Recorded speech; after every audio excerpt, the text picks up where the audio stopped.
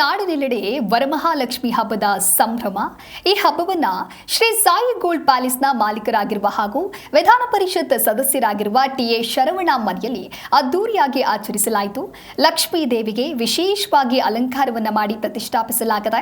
ಬ್ರಾಹ್ಮಿ ಮುಹೂರ್ತದಲ್ಲಿ ಲಕ್ಷ್ಮೀ ದೇವಿಗೆ ವಿಶೇಷ ಪೂಜೆ ಸಲ್ಲಿಕೆಯಾಗಿದೆ.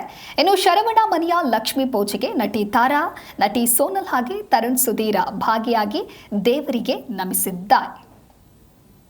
ಮೊದಲನೇದಾಗಿ ಈ ನಾಡಿನ ಸಮಸ್ತ ಮಹಾಜನತೆಗೆ ವರಮಹಾಲಕ್ಷ್ಮಿ ಹಬ್ಬದ ಶುಭಾಶಯಗಳನ್ನ ಕೋರ್ತಾ ಇದ್ದೀನಿ.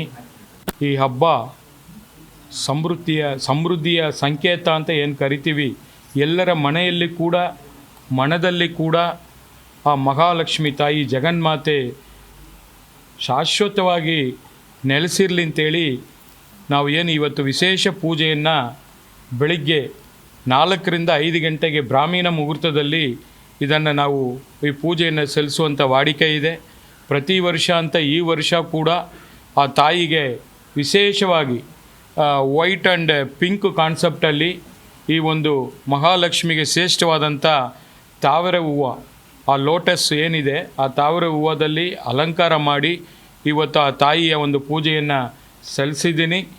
ಬಹುಶಃ ಈ ಒಂದು ಪೂಜೆಯಲ್ಲಿ ವಿಶೇಷವಾಗಿ ಇವತ್ತು ನಮ್ಮ ನಾಡಿನ ಪ್ರಖ್ಯಾತ ಕಲಾವಿದರು ಹಾಗೂ ನನ್ನ ಸೋದರಿ ಆದಂಥ ಶ್ರೀಮತಿ ತಾರಾ ಅನುರಾಧಾರವರು ಬಂದು ಈ ಒಂದು ಪೂಜೆಯಲ್ಲಿ ಭಾಗವಹಿಸಿದ್ದಾರೆ. ಹಾಗೆ ಮತ್ತೊಬ್ಬರು ನಮ್ಮ ಸೋನಾಲ್ ಅವರು, ತರುಣ್ ಅವರು ಕೂಡ ಈಗ ಬಂದು ಭಾಗವಹಿಸಿದ್ದಾರೆ.